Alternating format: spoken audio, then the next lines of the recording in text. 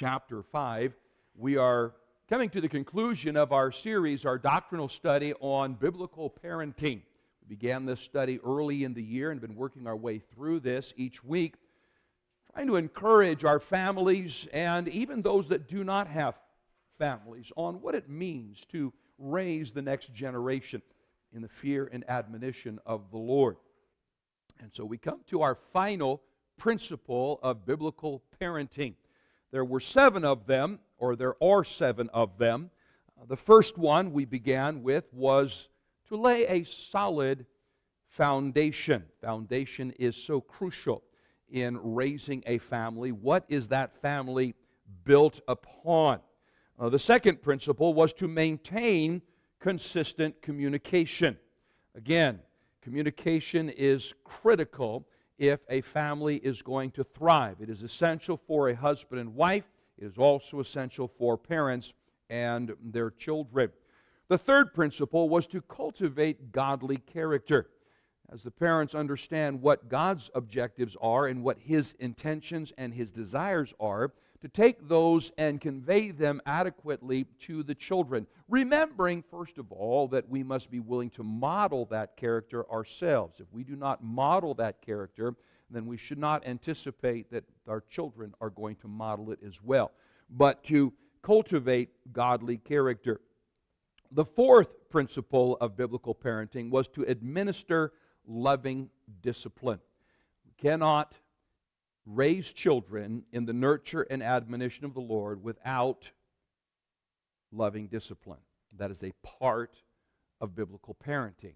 And we went through what it means to administer loving discipline.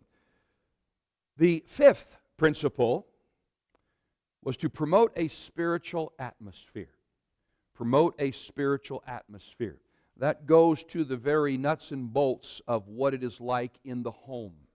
What are the hobbies, the habits, the practices, the things that we introduce into the home? Are we promoting a spiritual atmosphere? If we introduce worldliness, carnality, base humor, if we introduce these things into the home, then we should not be surprised if our home does not reflect the glory of God. And then last Sunday we looked at regulating carnal appetites. Regulating carnal appetites. And we took a moment to explain what the carnal appetites really are, what we're talking about with carnal appetites. And by carnal, we're simply meaning our fleshly appetites, not necessarily sinful ones. I know in the Scriptures, many times the Bible equates carnality with sinfulness, and in that use of the term, yes, that is true. But we all have carnal appetites, things that we look for, that we really need in some cases. You know, we talked about just the basics of food. We talked about enjoyment of relationships and so forth. We have these things, but being able to regulate them so that they enhance the spirit, because the most important feature or the most important component of any human being is the spirit, the inside, what is on the inside. And that is where the emphasis needs to be in the home, to regulate those carnal appetites. This morning, I'd like to bring the final principle and the notes that you have there. Number 7 is to remain constantly. Okay, they were out there on the table. Okay, if you could go ahead and grab those, I'd appreciate that. I thought that they were being passed out, so I think they have them. Oh, the table had those. I guess folks didn't grab them. Okay, thank you. I appreciate it. Oh, here they come. Here we come. Dad, here they come. Dad. Here they come. Yep, thank you. I appreciate that. No, not a problem at all. We appreciate you putting those together for us. Make sure everybody has one of those. Apologize for that. But get those taken care of real quickly. But number 7, remain constantly vigilant. Constantly vigilant. In 1 Peter chapter 5 and in verse 8, Peter warns, he says, be sober, be vigilant. Why? Because your adversary, the devil, as a roaring lion walketh about, seeking whom he may devour. Several observations just in this particular passage. First of all, we recognize that Satan is our adversary. There's nothing about the Christian experience that pleases the devil.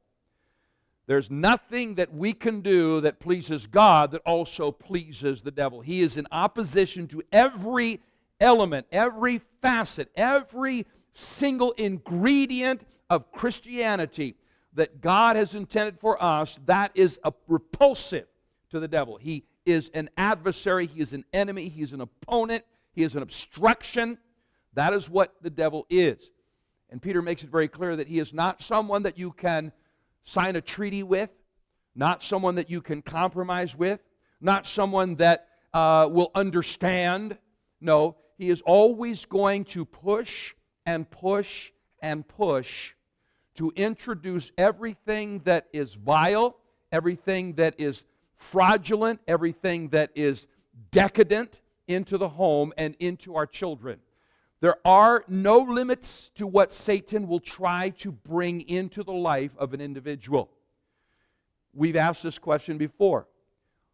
Is there a level too low for Satan to stoop to? There is no level too low. And we see it in our world's cultures today. Things that we thought we would never see as a norm are becoming more and more prevalent. You cannot go into public places anymore without seeing certain things that we would think to ourselves, why? Why? But that's because Satan never lets up. He pushes and he pushes. And the reason why he pushes, at least in part, is because man represents the highest of God's creation. He was created in God's image. And the devil loathes the image of God. He wants to erase it, efface it, and make it into his own corrupted image. And so he will do everything he can to poison the cultures of this world and draw them further away from truth. And so Peter says the devil is our adversary. But he also points out in this verse that he is not stagnant. He is not stationary. He is constantly on the move, constantly looking for opportunities. Now, he himself is not omniscient. He is not omnipresent. He is not omnipotent.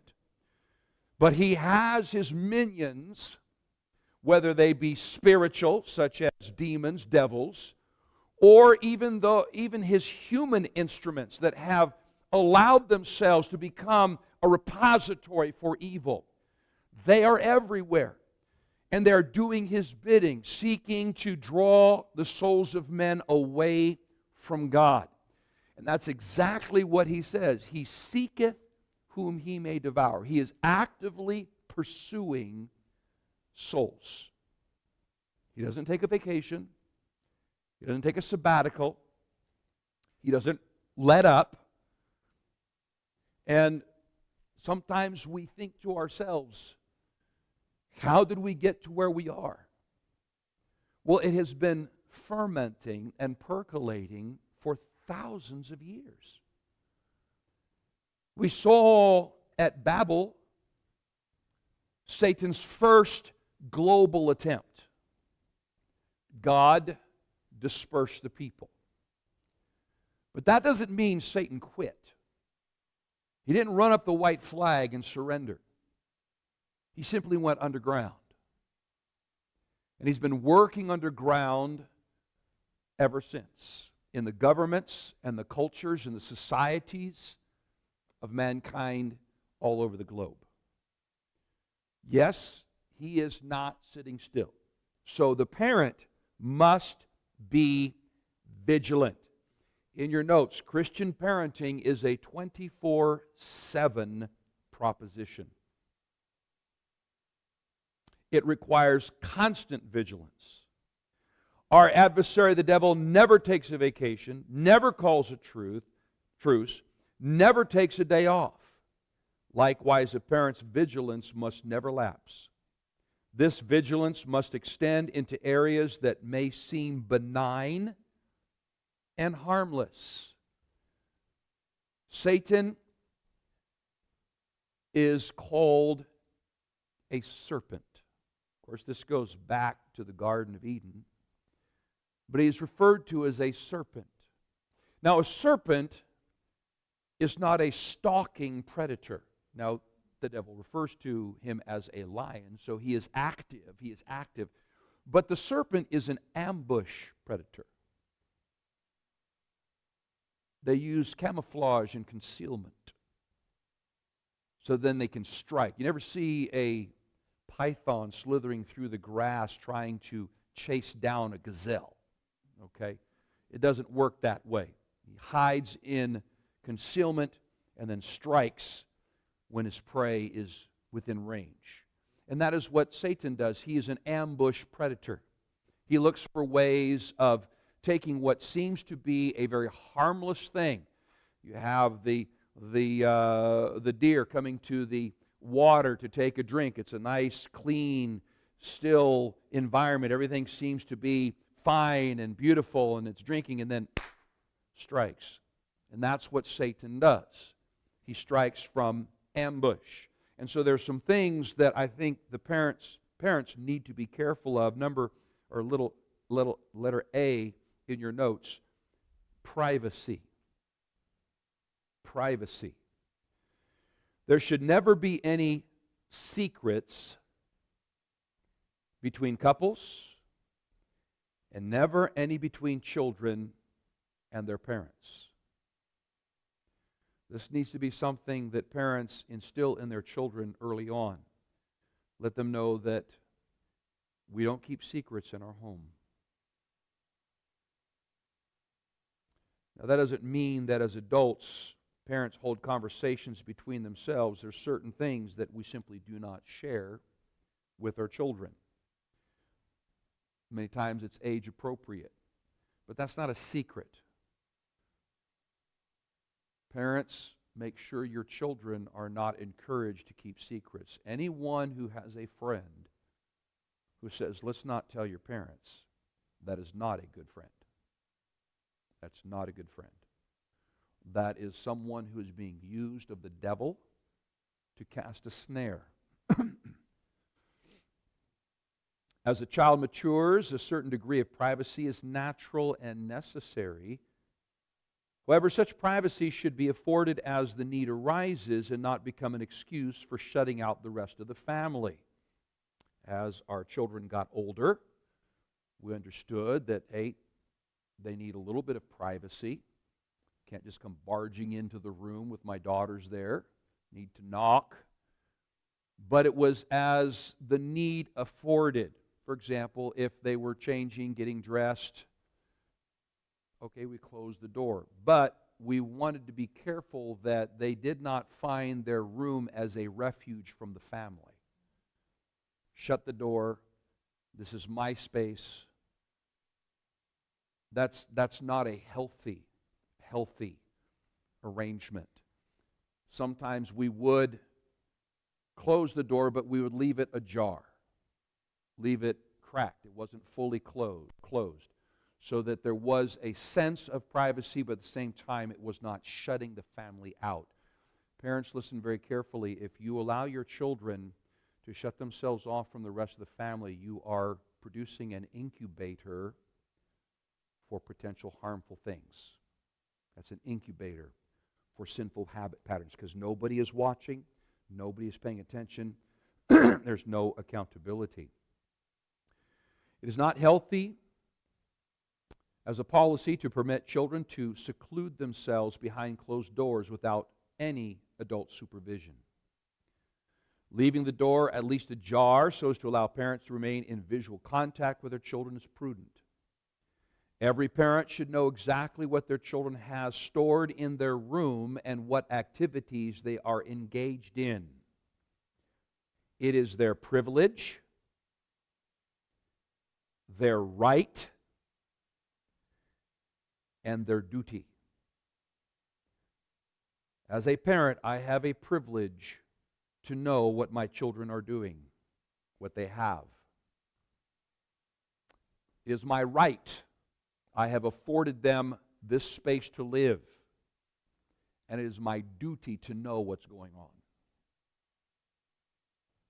That's not called spying. That's called accountability. It's recognizing that you're in this home. This home has been dedicated to the Lord Jesus Christ. I must be a quality control agent to make sure that nothing comes in that is harmful to my family. That is the role of the parent, to be careful of the concept of privacy.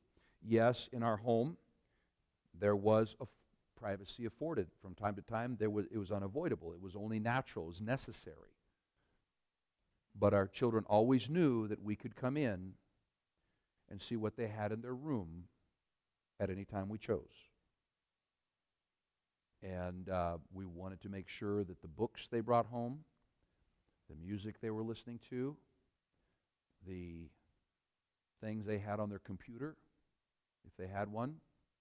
Of course, our children did not get computers till they needed them for college. What they had on their phones, which they also did not get till they were needed for work. We were able to see. What do you got? Sometimes kids set passwords for their laptops, for their tablets, for their phones. Parents, you need to know what those passwords are. That's not something you keep. You say, what's mine? But you're under my authority, and I'm responsible for you. What's your password? I'm sorry, that's my position. That's what I think is healthy. Because if, like I said, if we don't inspect it, then we shouldn't expect it.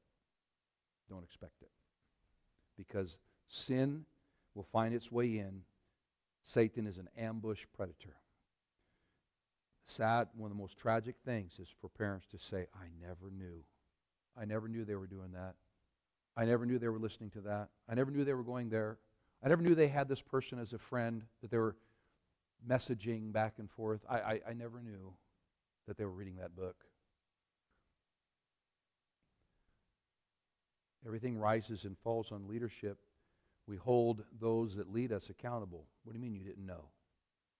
It's your job to know, right? Well, that's the same way with parents. Parents as well. Small b, peer pressure. Peer pressure. As has already been addressed, excuse me, parents should monitor the friends their children have, making no assumptions. Making no assumptions. It takes only one exposure to something evil to harm a child physically, emotionally, or spiritually. And that harm may be permanent. Knowing where their children are and with whom and for how long are part and parcel to effective parenting. Parties and sleepovers are prime arenas for potential hazards. The wise parent will exercise extreme caution, even if it means their child must miss out on fun with their peers. Better to have a disappointed child than a defiled one. To me, that is so important. I would rather my child be disappointed, even angry with me, than have my child exposed to something that I cannot take back. Can't reverse course. They saw it, they were exposed to it, they're involved in it, and I can't erase that. Can't change it. Whenever our children were invited to a party, and again, there's no assumptions here. Largely their parties were Christian families, but we made no assumptions. Oh, they're a Christian family. They go to the same school and everything, So? Doesn't mean their standards are our standards. Doesn't mean that they are effectively parenting. I may not know, but I'm not going to assume that they are. So oftentimes I would have conversations over the phone with the parents. So what's going to be going on? Oh, we're going to watch some movies. Well, what movies are you going to watch? I want to know. And there have been times saying, well, I appreciate that. Our kid could come over for, give some gifts and cake and so forth, but we'll have to bring her home before you have your movie time. We're not just going to watch that. My wife and I were very careful to screen everything before we ever showed it to our children, because we were the first line of defense. We were the battlement around the roof. We didn't want them being exposed to something that we would have to try and explain later or deal with later. And so peer pressure can be a place that, as parents, we have to be careful. Who are our friends? Who are our children's friends? Don't assume anything. Don't assume. It takes work. It means sometimes being unpopular. I've had people, young people, tell me that they were upset with me for my stand on certain things because it deflated their desire to do something. They wanted to do that, but because pastor said it probably wasn't a good idea, oh man, killjoy, But I would rather them be upset with me than to know that I had facilitated in any way that child's descent into something that would harm them. So being a parent is sometimes an unpopular role, but it is essential that we remain vigilant. C, music. One of the most insidious areas where Satan has captured the hearts and minds of young people is in the area of music. As has already been observed, Christ-honoring music can enhance the spiritual atmosphere in the home. What children listen to when away from home, or what is listened to via earbuds or headphones in the home, should also be an area of concern for Christian parents, however. So being able to say there's certain things, if your friend gives them a music CD and we look at it and we say, no, this is not the kind of music we want in the home. Thank you, but no thank you. I'm not going to play this in the home. I'm not going to have this in your room. Again, we're trying to be quality control agents, and sometimes the children may not understand the nature of that quality. But as the mature adult, we have to make that decision. Every one of us understands that. When you go to work, depending on what kind of job you do have certain quality expectations. Your supervisor comes in and say, hey, let's redo that. We don't say, oh, fine, I'm going to have freedom, it's a free contract. No, these are rules, and this is the policy, and this is what we're going to do. It's the way it's supposed to be. And we all know what it's like to go in a place that doesn't have quality control. Have you been into a supermarket where there is no quality control? Where nobody really is keeping up on the product, keeping things clean, organized, labeled properly. And then you go someplace where everything is very orderly and neat. Well, we know the difference. We know the difference. Well, that's the way it needs to be in the home as well, where we are the bulwark against that which... And again, these standards are going to vary from home to home. I can't tell you this is what you should do in every situation, but it's something that a parent should take very seriously and take before the Lord. And then they lay that for their family. Their families that our children grew up with, that we differed on certain things. We understood that. We did not try to impose ours upon them, but we would not also allow them to impose theirs on ours. Small d. Television and movies, and I will throw in another one here, computer games. Computer games. What children see is just as important as what they hear. Parents should screen every program or movie before allowing their child to watch it. We all know that Hollywood is in the business of raising godly children. But sometimes they need our help, right? No, Hollywood is not in the business of raising godly children. They're in the business of doing the exact opposite. They're actively engaged in trying to corrupt children. Remember, what passes through a child's eye, their eye gate can never be erased. Once you see it, you saw it.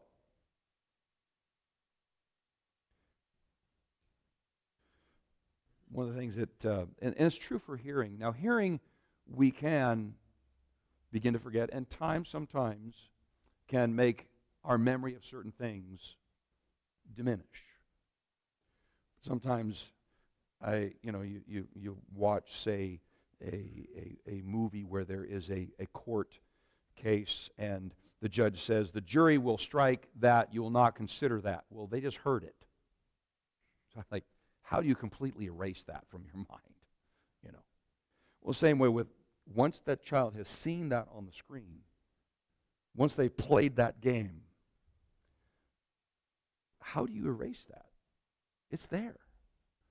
And Satan can use that image to direct their thoughts in a direction that will ultimately set the table for further problems. That's why we didn't want our children surfing the web. Because we didn't want, how they have those little ads on the sidebars?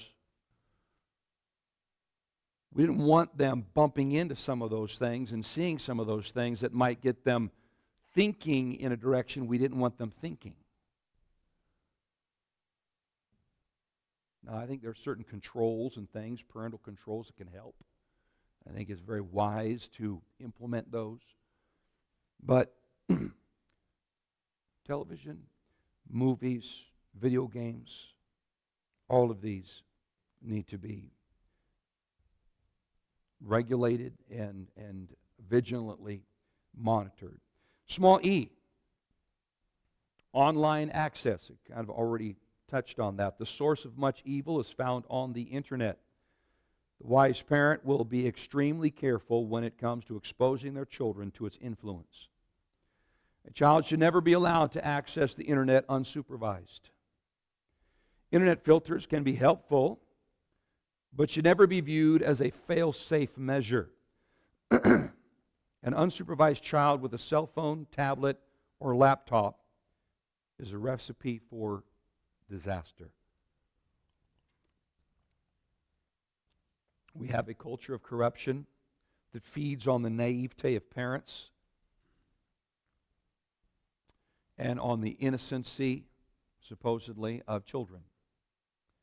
Draws them in, corrupts their mind, gets them thinking in paths and in directions that they should not. So as a parent, my responsibility is to be very careful. What am I allowing my children to see on the internet, to look for? Very careful. You can find anything you want on the internet. And then small f, personal safety. Personal safety.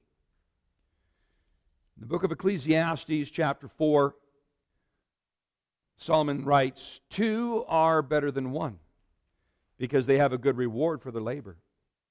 For if they fall, the one will lift up his fellow. And if one prevail against him, 2 shall withstand him. And a threefold cord is not quickly broken. Young people, particularly young ladies, should not venture out alone after dark. Even during daylight hours, the safety of numbers can be helpful. Not only does it provide mutual support in the event of trouble, but it can also act as a deterrent to foolish behavior, provided, of course, they're in wise and trusted company. Having a gaggle of teenagers on their own is not necessarily a recipe for good things. But having a responsible young person, someone you know by experience and habit has made right choices, good. To direct them where they need to go, to do the right thing, Be very careful. Sometimes Sharon and I will be driving down the road and we'll see a little kid on a bike just all by themselves. Think, what is that parent thinking? That is a future candidate for a milk carton. Or future candidate for somebody who is going to get themselves in a lot of trouble someday. And so their safety is of paramount importance. Parents should remain proactive in caring for the personal safety of their children. Never assume everything will be all right. Remember the wisdom of taking precautions and preemptive action. In the book of Proverbs 22, verse 3, a wise man foreseeth the evil and hideth himself. He anticipates this could be a problem. I'm going to avoid it. I'm not going to continue on merrily assuming, oh, it'll be okay. I wonder how many people have lost their lives or have injured themselves by saying, oh, it'll be okay. I know I have. Yeah. We all know what it's about. Let's not assume anything, especially when it comes to the life and well-being of our children. It is our responsibility. I'd like to close with this, the promise of biblical parenting. In Proverbs 22, verse 6, the Bible says, train up a child in the way he should go, and when he is old, he will not depart from it. This glorious promise should remain as a constant incentive for every Christian parent. If these biblical principles are applied deliberately and consistently, every parent can rest in the assurance that their child will remain on a course of godliness and fruitfulness for the Lord. To train up is an archery term and carries the notion of aiming an arrow. That's literally what it's talking about. You train up, you aim that bow, you aim that arrow, and you let it fly. So as we train our children, we are aiming them in the direction that they should go so that they fly straight and true. That is precisely what parents are endeavoring to do with their children. And that last statement there, aim them in the direction they should go so that when they are released, they will fly straight and true for God.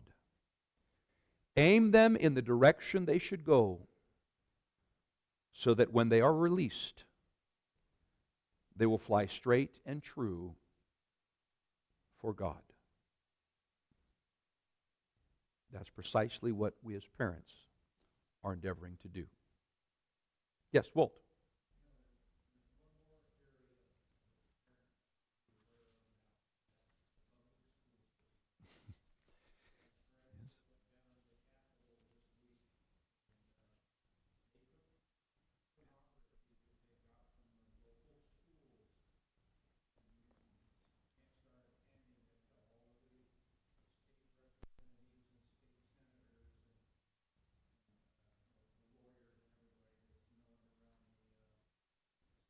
Mm-hmm.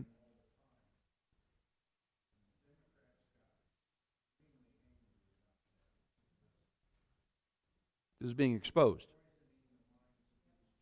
Yeah. You know, we actually probably could add several things to this, and certainly their education is one of them. We did touch on education a little bit in one of the earlier principles, but you're right, their exposure to the environment, the public school environment, if that's where they're attending school, is going to be a hazard that as parents need to be aware of. it. Let's close in a word of prayer. Our Heavenly Father, we pray that you'd bless as we continue to worship you in spirit